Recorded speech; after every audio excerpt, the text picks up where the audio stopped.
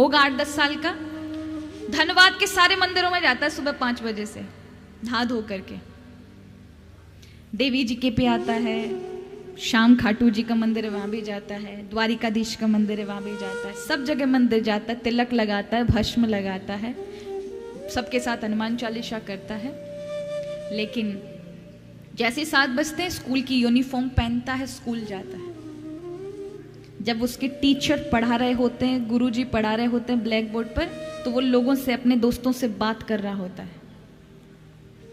या फिर जब देखता है कि टीचर बड़े गौर से तो चौक लेता और उनको पीछे से मारता है। इस बच्चे को क्या कहोगे? धार्मिक?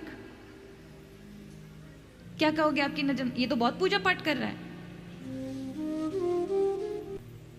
ये धार्मिक नहीं है, ये सिर्फ मात्र आडंबर हो गया, क्योंकि इसमें सद्गुण नहीं है, आंतरिक सद्गुण।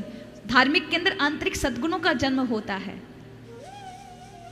ठीक है, ये चाहे कितनी पूजा पाठ करे, लेकिन उस पूजा पाठ का क्या अर्थ, जिसमें वो उसको जिस कर्म को करना चाहिए उस कर्म पर वो ध्यान नहीं देता।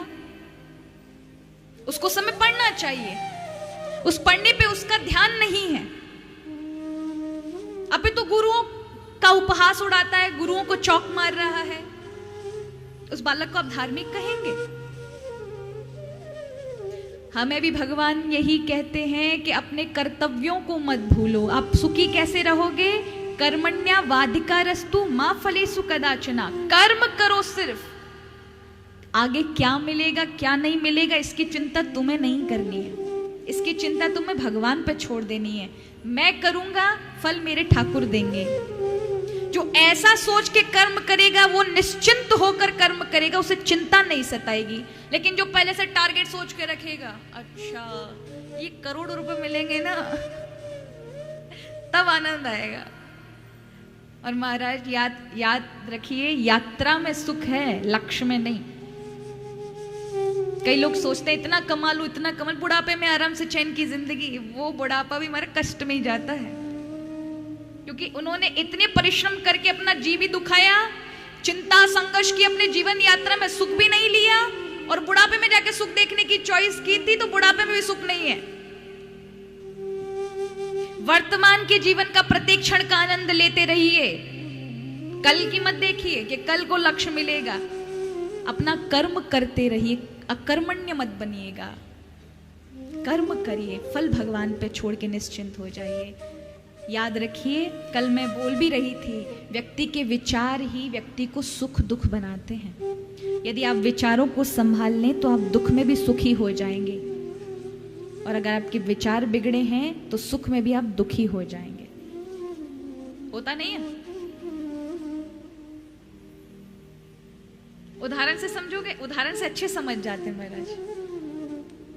एक व्यक्ति के पास फ्लैट था, नया नया फ्लैट लिया उसने धनबाद में, खुश हो गया, सबको बुलाया रिश्तेदारों को। लेकिन जब वो अपने रिश्तेदारों के यहाँ गया, उनके पास ज्यादा बेड वाला फ्लैट था, किसी के पास 6 बेडरूम वाला।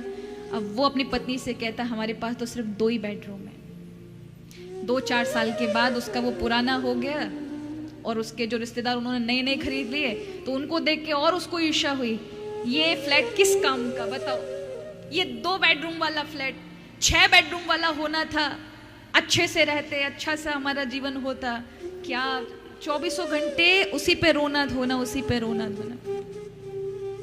अगले महीने उसकी नौकरी छूटी, और उससे अगले महीने किस्त नहीं भर पाया अपने उस फ्लैट की। अब पेंडिंग चल रही है 2 महीना 3 महीना, चौथे महीने हुआ कि अगर नहीं भरा, नोटिस आ गया, तो ये फ्लैट जब्त कर लिया जाएगा। क्या कर लिया जाएगा? जब्त कर लिया जाएगा। तो अब उठा पटक हो रही है, हे भगवान हमारा ये फ्लैट ना जाए, हे भगवान हमारा ये फ्लैट ना जाए, हमारी नौकरी लग जाए। और अगले संडे को वो फ्लैट जब्त होना था कि उसे फ्राइडे को ही नौकरी मिल गई, और पैसा उसको पहले मिल गया। तो उसने वो किस्त जमा की, और कितने खुश होकर के पत्नी से आगे कहते हैं, देखो अपना फ्लैट कम से कम बच तो गया, हम सड़क पर तो नहीं आए। अब बताइए, कल तक उस फ्लैट में उनको रोना आ रहा था, उसी में आज खुशी मिल रही है। कारण क्या? विचारों का परिवर्तन। आपके विचार जहां परिवर्तित हो जाएं वहीं सुख है। कई लोगों को लगता है धनबाद में सुख नहीं है, कलकत्ता में सुख है, वहां अच्छा बिजनेस लगेगा या वहां अच्छा है। कहीं सुख नहीं है महाराज, कहीं भी दुनिया में कहीं चले जाओ, सब में होड़ लगी हुई है। आज आप यहां पहुंच गए, कल उससे आगे की लेवल पर सोचोगे, और ये चलता ही रहता है। ये इसी को कहते हैं तृष्णा, ये कभी किसी की खत्म नहीं हुई। पहले एक थोड़े से नगर के सेठ थे, तो फिर सोचते हैं पूरे डिस्ट्रिक्ट के सेठ जी बन जाएं, फिर सोचते पूरे राज्य के, फिर कहते पूरे भारत के, फिर लगता है कि एशिया की लिस्ट में पहला नंबर, फिर लगता है पूरे विश्व में हमारा पहला नंबर। उसके लिए रात दिन भगे जा रहे हैं महाराज। उन्हें सुख है, दिखाने के लिए सुख है उनके पास, लेकिन उन्हें मानसिक सुख नहीं है, आत्मीय सुख नहीं है, शांति नहीं। इतना सब होने के बाद भी शांति नहीं है, ना अच्छे से सो पाते, ना अच्छा खा पाते हैं।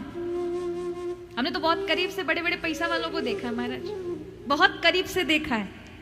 आपको विशेष गाड़ियों में इन सब में दिखाई पड़ते, हमने देखा है, वो वास्तविकता में आंतरिक दुखी हैं, बहुत दुख है, रो पड़ते हैं।